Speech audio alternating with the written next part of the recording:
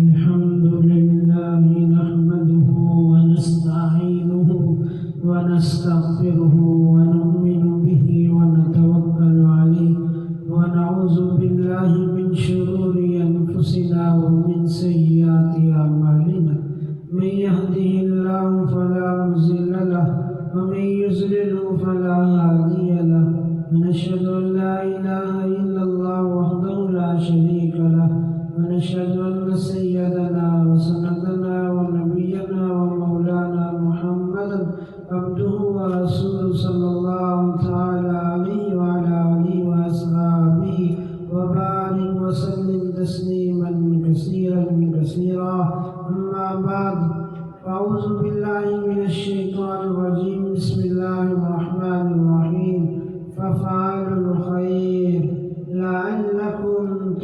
تفلحون. عن ابن عمر رضي الله عنهما أن رسول الله صلى الله عليه وسلم قال: المسلم أخو المسلم لا يظلمه ولا يسلمه، ومن كان في حاجة أخيه كان الله في حاجته، ومن فرج عن مسلم كربة فرج الله عنه كربة من كرب يوم القيامة، ومن ستر مسلما ستره الله يوم القيامة.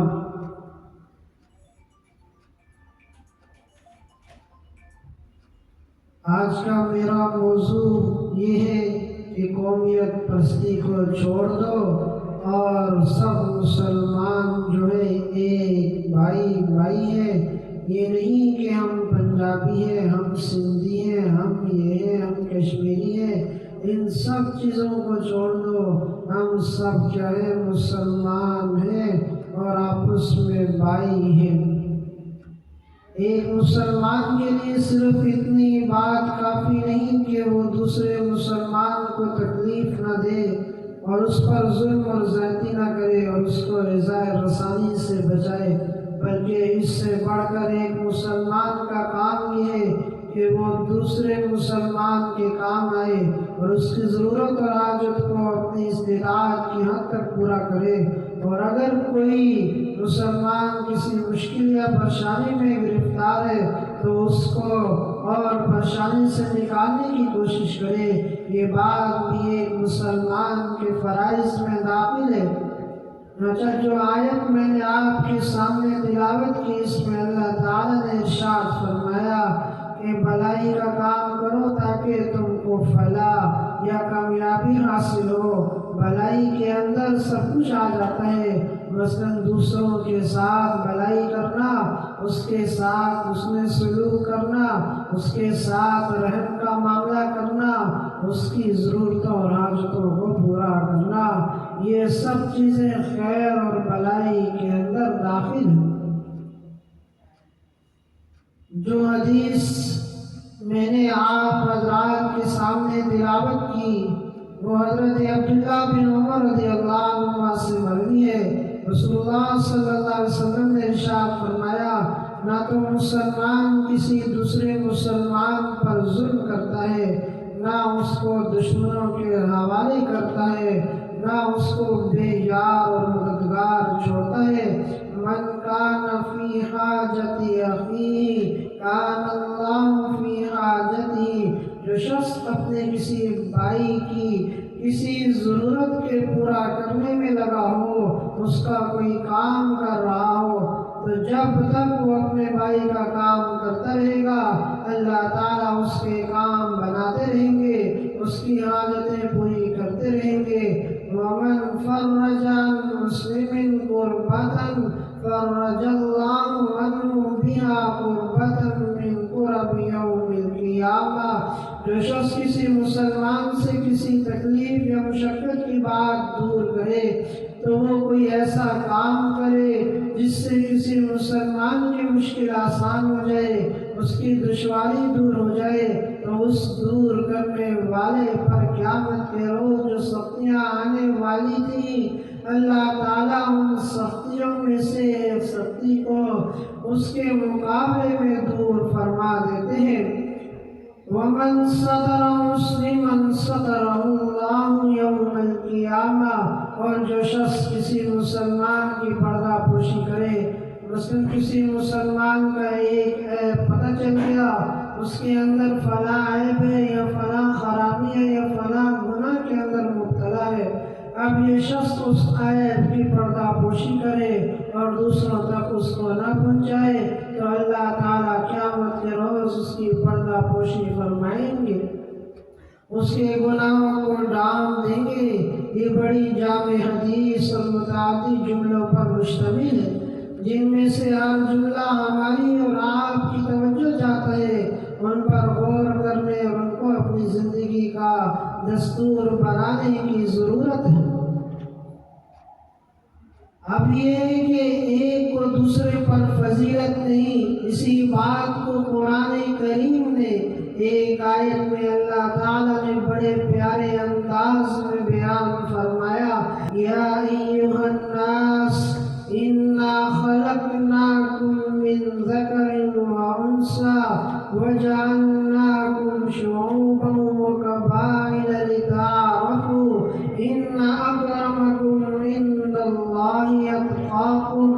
اس آیت میں پوری انسانیت کا بڑا عجیب منصور بیان فرمایا کہ اے لوگوں،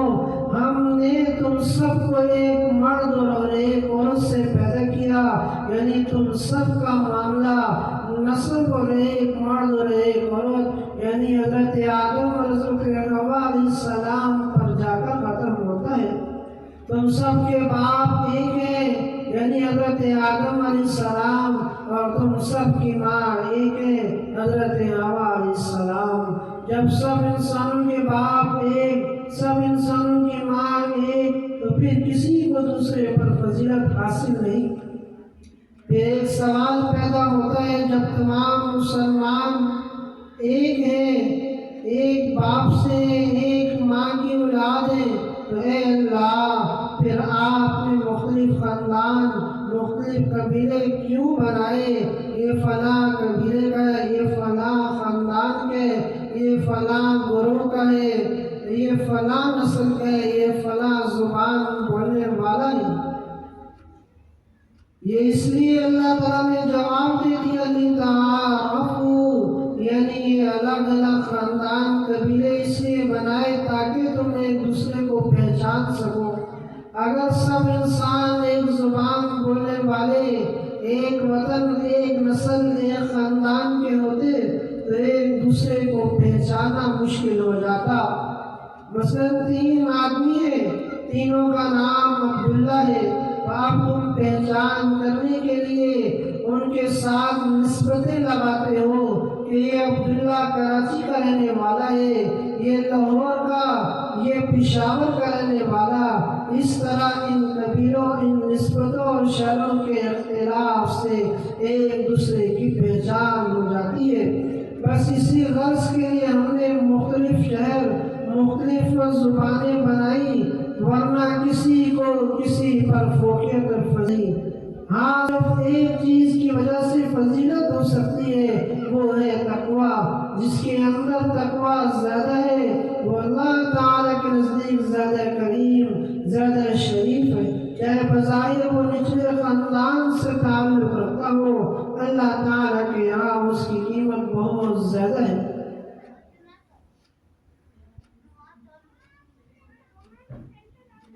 اسی طرح اسلام اور کفر میں بھی یہی معمولی سا فرق ہے کہ مسلمان جو ہے وہ اپنے بھائی کا خیال رکھتا ہے، مدد کرتا ہے۔ اسی طرح دوسری جگہ ایک واقعہ حضرت بلال رضی اللہ عنہ کے متعلق ہے کہ وہ غلام تھے اور ان سے پوچھا حضور صلی اللہ علیہ وسلم نے کہ آپ مجھ سے کیسے آگے نکل گئے ہو، آپ نے کیسا ایسا کون سا عمل کیا جس کی وجہ سے آپ مجھ سے آگے نکل گئے ہو؟ حضور صلی اللہ علیہ وسلم نے ان سے اس لیے پوچھا کہ جب حضور صلی اللہ علیہ وسلم خواب میں دیکھا تو ان کو حضرت بلال رضی اللہ عنہ کی آہٹ، چپل کی آہٹ کی آواز سنائی دی، تو وہ آگے چل رہے تھے، اس لیے آواز سنائی دی۔ تو یہ اس لیے کہ حضرت بلال رضی اللہ عنہ فرماتے ہیں کہ جب بھی میں اذان دینے سے پہلے مسجد میں جاتا تو تحیۃ الوضو پڑھتا، اور اس کی وجہ سے یہ اللہ تعالیٰ نے مجھے یہ مقام دیا، ورنہ میرا کوئی اور خاص عمل نہیں جس کی وجہ سے میں آپ سے آگے نکل جاؤں، بس یہ ایک میرا عمل ہے جو میں کرتا ہوں، اور اس کی وجہ سے میں آپ سے آگے نکل گیا ہوں۔ دوسرا یہ کہ جب میں آپ کے ساتھ چلتا ہوں تو آپ سے آگے اس لیے چلتا ہوں تاکہ آپ کی حفاظت کر لوں، راستے میں کوئی پتھر آ جائے، اس پتھر کی وجہ سے آپ کو کوئی تکلیف یعنی کی وجہ سے نہ آ جائے تو میں وہ راستے سے ہٹا دیتا ہوں۔ تو اس کی وجہ سے اللہ تعالیٰ نے مجھے یہ مقام عطا فرما دیا۔ یہ ایک غلام تھے، اسی طرح ایک کافر تھے جو حضور صلی اللہ علیہ وسلم کے چچا، تو وہ خاندان اور نسل کے اعتبار سے سب سے اچھے، مگر انہوں نے حضور صلی اللہ علیہ وسلم کی بات نہ مانی، اپنے دین کو نہیں چھوڑا اور حضور صلی اللہ علیہ وسلم کی بات نہیں مانی، تو قرآن مجید میں جتنے بھی لوگ آئیں گے وہ تلاوت کریں گے تو وہ یہی پڑھیں گے، تبت یدا ابی لہب وتب۔ تو یہ مقام ملنا کسی نسب کی وجہ سے نہیں، کسی خاندان کی وجہ سے نہیں، بلکہ ایک جو ہے، اسی طرح قرآن مجید میں ایک جگہ فرمایا گیا وَاذْكُرُوا نِعْمَةَ اللَّهِ عَلَيْكُمْ إِذْ كُنْتُمْ أَعْدَاءً فَأَلَّفَ بَيْنَ قُلُوبِكُمْ فَأَصْبَحْتُمْ بِنِعْمَتِهِ إِخْوَانًا، یعنی اس وقت کو یاد کرو جب تم آپس میں ایک دوسرے کے دشمن تھے اور اللہ تعالیٰ نے تم کو آپس میں بھائی بھائی بنا دیا۔ اب ایسا نہ کرو کہ یہ بھائی بھائی کا رشتہ ختم ہو جائے اور پھر دوبارہ اسی جاہلیت کے طریقے کی طرف لوٹ جاؤ۔ پھر حدیث کے اگلے جملے میں بھائی سمجھنے کی پہلی علامت یہ بیان فرمائی کہ لا یظلمہ، یعنی مسلمان کیونکہ مسلمان کا بھائی ہے لہذا وہ کسی دوسرے مسلمان پر ظلم نہیں کرے گا، اس کی جان، اس کے مال، اس کی عزت اور آبرو پر کوئی حق تلفی نہیں کرے گا، اس کے حقوق ضائع نہیں کرے گا۔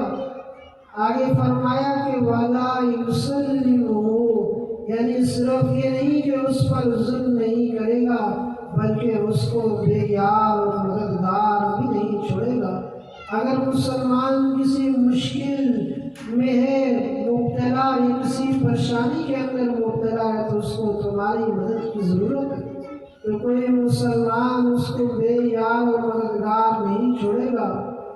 وہ یہ نہیں سوچے گا کہ جو کچھ پیش آ رہا ہے وہ اس کو پیش آ رہا ہے، میرا اس سے کیا تعلق، میرا تو کچھ نہیں بگڑ رہا، یہ سوچ کا الگ ہو جائے۔ یہ کام مسلمان کا نہیں بلکہ مسلمان کے فرائض میں یہ بات داخل ہے کہ اگر کسی کو تکلیف آ رہی ہے تو اگر وہ کسی دوسرے مسلمان پر مصیبت ٹوٹنے ہوئے دیکھ رہا ہے یا کسی مشکل یا پریشانی میں گرفتار پا رہا ہے تو دوسرے مسلمان کو چاہیے کہ حتی الامکان اس کی پریشانی کو دور کرنے کی کوشش کرے، اور یہ نہ سوچے کہ اگر میں اس کے کام میں لگ گیا تو میرا وقت ضائع ہو جائے یا میں پھنس جاؤں گا۔ موجودہ دور کا غیبت